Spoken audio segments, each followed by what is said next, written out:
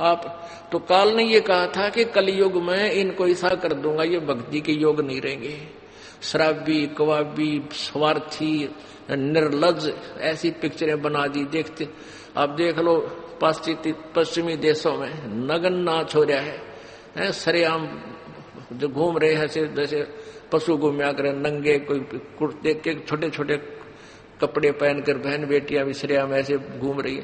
तो ऐसी निर्लज्जता कर दे। अब ये हमारे समाज में भी घर करने लगी। पहले ओठों पर लिपस्टिक, ये नाखून पॉलिश और उस तरह के लटक मटक, ये पाउडर चटक मटक, ये कोई बहन बेटी हमने करती नहीं देखी। ऐसी वो वैसा किया करती थी, उनको घटिया औरतें माना करते थे। और आज देख लो, जब कोई भी पीछे नहीं रही बहन बेटियां। इसी जीव खाने का शराब लगा हुआ है, सांप लगा है। वो उन सूक्ष्म शरीर के अंदर जो सारे जीवन में ये प्राणी ग्रहण करता है, जैसे खट्टा मीठा खा के।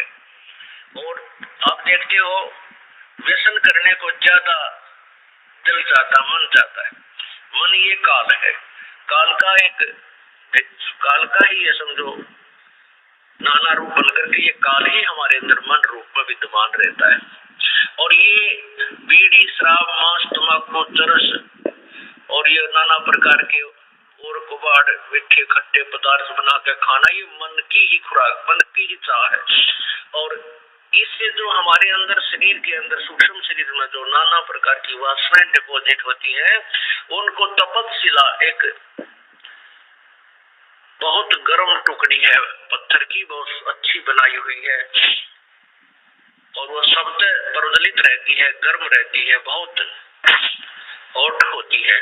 उसके ऊपर 1,00,000 प्राणियों को डाल देता है, तो यहाँ से स्थूल शरीर को छोड़कर चले जाते हैं, जिसको हम कहते हैं वो मर गया। और वहां फिर उस तपतशिला के ऊपर ऐसे भूनते हैं, ऐसे चटक मटक होते हैं जैसे बुगड़े बुनिया करें, खील भूनते हैं। ऐसे वो प्राणी वहां उछल उछल के गिरते हैं, फिर ऊपर फिर गिरते हैं, फिर उछल पुछल के पूरा गंध निकाल देता है। फिर ये अचेत हो जाते हैं प्राणी उस पीड़ा के कारण। उस कुछ समय के उपरांत, उसका सीमित समय है, उसके बाद वो वहां से ऊपर आकाश में उड़ा दिए जाते हैं। रास्ते में ये फिर कुछ होश में आ जाते हैं और फिर धर्मराज के पास जाकर के अपने भविष्य के बारे में जानकारी प्राप्त करते हैं कि अब मुझे कहाँ जाना है, गधा बनना है, कुत्ता बनना है, सूर बनना है, या कहीं मनुष्य का शरीर भी अभी शेष रहता है। तो ये कहते हैं इस काल ने एक सुनियोजित जाल बना रखा है, जिसको पूर्ण परमात्मा कबीर बंदी छोड़ने आके समझाया है। क्या बताते हैं?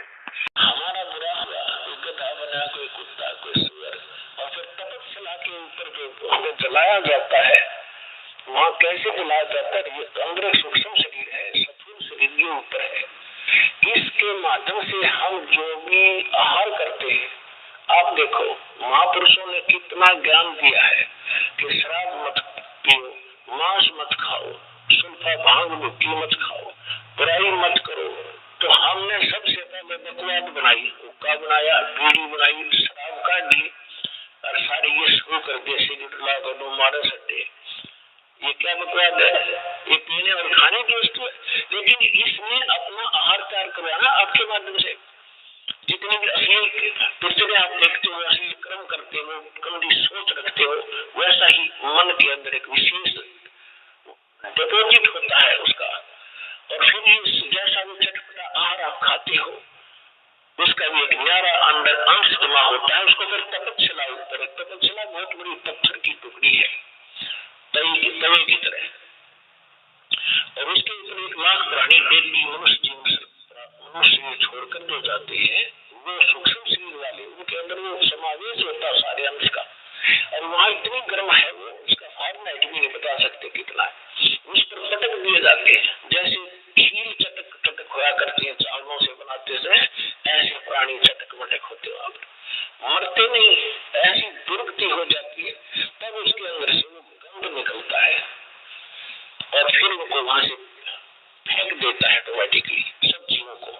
वो वापस आते हुए कुछ होश में आते हैं, तब उस समय वो धर्मराज के दरबार में परे दिखाई देते। फिर वो खड़े होते, उनको लाइन बनवा दी जाती है कि अपने संस्कार, अपने कर्म आधार से अपने इजाजत लो और चलो नेक्स्ट लाइफ के अंदर। और इधर से वो माल व गंध निकला हुआ काल खा रहा होता है। परमात्मा से पूछा कि भगवान आपने कैसे दया करी कि भाई जब ये प्राणी तपस्या पे घूमने जा रहे थे तब मेरे को भगवान ने भेजा। धर्मदास तो समझ चुके थे, वो बात उनको समझ आई कि सचमुच भगवान है। फिर भी परमात्मा ने अपने को छुपा।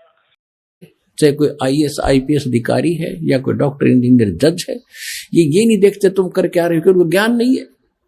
किसी की आत्मा दुखावे होए होए उसका, ये परमात्मा के बच्चे हैं।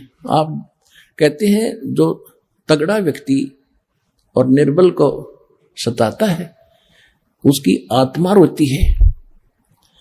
आत्मा रोती है क्योंकि वो मुकाबला तो कर ही नहीं सकता किसी भी तरीके से। ताकतवर मीन जैसे कोई पद की ताकत है, पोस्ट की ताकत है, या वैसे अपने कोई घर कबीले में घने व्यक्ति हो जाए उनकी ताकत है, स्वयं बलशाली है।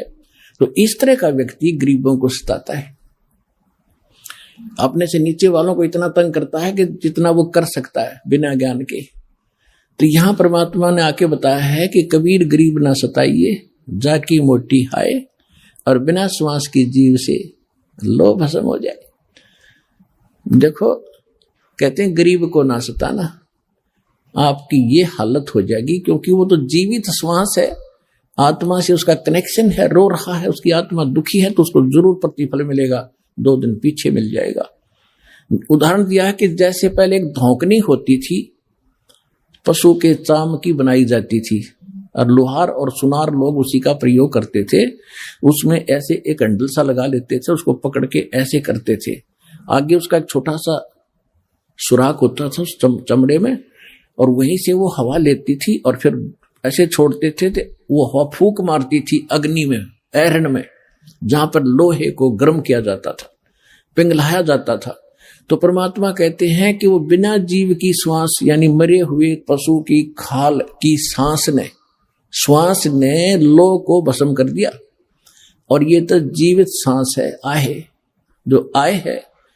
कहते ये गरीब ने ना सताइए, जाकी मोटी हाय, और बिना जीव की श्वास से लो भस्म हो जाए। और तुम तो जीवित श्वास को दुखी कर रहे हो, तुम्हारा क्या हाल हो जाएगा। तो इस काल ने हमें नो भी पाप एक दूसरे के साथ अपने कर्म बिगाड़ने के लिए सिस्टम पूरा फिट कर रखा है कि इनकी बिरान माटी कर दूं, और फिर ये अपने वो एक दूसरे का किया कर्म यहां भोगते रहे और आजीवन दुख पाते रहे। और परमात्मा इसलिए आते हैं कि ये बुरा करते हैं अनजाने में। आज किसी की चोरी की, निंदा की, उसका अगले जन्म में फिर देना पड़ता है। कोई दामाद बनकर लेगा, बेटी भी लेगा, धन भी लेगा, और फिर मर जाएगा, और बेटी विधवा होगी, फिर उसके पालन पोषण में बच्चों के लागा रहेगा वो मूर्ख। तो ये तो यहाँ की व्यवस्था है, इसको समझना पड़ेगा। और उसी को समझाने के लिए भगवान आए कि मेरे बच्चे देख कितने दुखी हो गए, इनको वहां कोई अभाव नहीं था, देख किसी अक्ल मारी गई इनकी। तो जिस माता पिता के बालक बिगड़ जाए किसी कारण से भी, उसको चैन नहीं पड़ता। जब तक उसकी पार बसाओगे न सोचेगा ये कभी सुधरे और वापस आ जा, और फिर मैं सीने से लगा लूं, इनको सारी संपत्ति दे दूं, मैंने क्या करना है। तो वो हमारा पिता है। हम गलत आदमी इस काल के आके फंस गए। ये गंदा आदमी है, ये कति झूठा कपटी, हर तरह से हमें मूर्ख बनाकर यहाँ पर फांस रहा है। इसको श्राप लगा 1 लाख मनुष्य शरीरधारी प्राणियों का आहार करने का, इसलिए हमें पाल रहा है, अपने स्वार्थ से सारी बुराइयां करवाता है।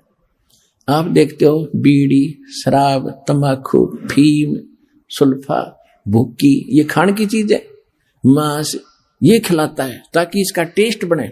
हम स्थूल शरीर से जो खाते हैं, एक अंदर शरीर है सूक्ष्म, उसके अंदर ये सारी वासना डिपॉजिट हो जाती है, इसमें समा जाती है। कुछ अधिक आहार तो लग जाता है शरीर के पोषण में, स्थूल के शेष जो वासना है उसका टेस्ट होता है, वो अंदर जाता समाता है जीव के माध्यम से, और फिर इनको ये कवर तो ऊपर रह जाता है, यही छोड़ जाते हैं। सूक्ष्म शरीर जब जाता है मनुष्य का एजडित रहता है, जब तक दूसरे प्राणी में नहीं जाता, ये सूक्ष्म शरीर एजडित होगा। तो ये तो ऐसा है जैसे सर्प कांचली छोड़ जाता है और सर्प अलग होता है। तो हम तो उस कांचली की क्रियाक्रम में लगे रहते हैं यहाँ पर, कभी गंगा ठा के ले जाएंगे, कभी कितब कर्म कराएंगे। वो सांप तो जा चुका है, वो तो है नहीं इसमें। तो उस जीव को फिर तपस्या पर डालता है, वहां उनको बुरी तरह तड़फाता है। क्योंकि जिसने ज्यादा हुक्का पी रखा है, जिसने ज्यादा शराब पी रखी है, मांस खा रखा है, वो ज्यादा भूखी पी रखी है, कोई नशेली वस्तु है, कि वो टेस्ट है उसका, उस काल का, मन का, ये मन उसका एजेंट है। तो उनको ज्यादा समय तक उस तपस्या पर जलना पड़ता है, वहां चटक मटक होते, हाहाकार मचती है। जिन्होंने थोड़ा ये बकवाद कर रखी होती है, वो थोड़े समय तक तपस्या पर रहता है। तपत की टुकड़ी एक तवी है, तवा समझ लो, बड़ी ये तई होती है, बड़ी बड़ी रोटी बनाने की, इन पर रखते हैं भट्टियों पर। इस तरह की बहुत बड़ी है पत्थर की, और उसमें अपने आप गर्म होती है, उसके फारेनहाइट का भी अंदाजा नहीं कितनी गर्म है। और जिन्होंने ज्यादा यह मांस शराब तम्बाकू प्रयोग कर रखा है और वासनाएं की हैं, तो वो ज्यादा समय तक दुखी रहते हैं, बहुत समय तक। उनको बहुत समय ज्यादा माल होता है उनमें, तो देर से निकलेगा सारा। और जिन्हें कम कर रखी हो जल्दी फारिग होकर गधे कुत्ते बनोगे, फिर जाना कहीं नहीं, रहना यही पर है। तो जहां पर ये तपस्या पर जीव भुनने जा रहे थे, परमात्मा वहां आकर खड़े हुए, अपने पुत्र जोगजीत का रूप बना के।